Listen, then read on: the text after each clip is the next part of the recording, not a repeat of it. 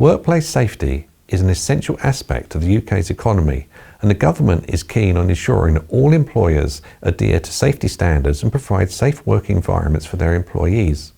However, despite these efforts, workplace accidents still occur in the UK.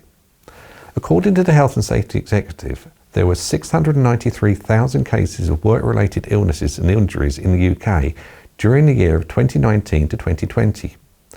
Out of these cases, 65,427 were major injuries, which include fractures, amputations and other injuries that require hospitalisation.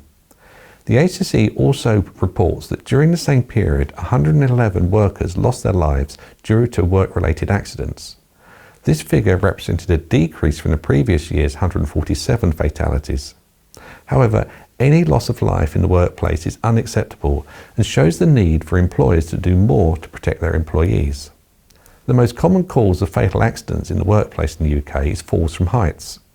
Falls from ladders, scaffolding or other elevated surfaces accounted for 29% of all fatal accidents in the workplace during the period 2019-2020.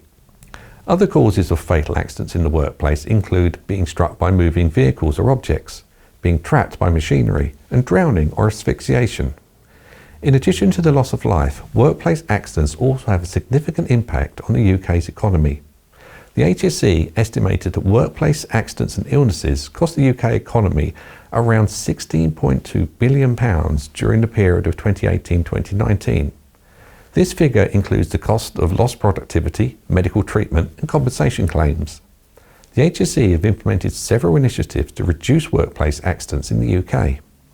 These initiatives include targeted inspections, awareness campaigns and collaborations with industry groups and trade unions. The HSE also provides resources and guidance for employers to help them comply with workplace safety regulations.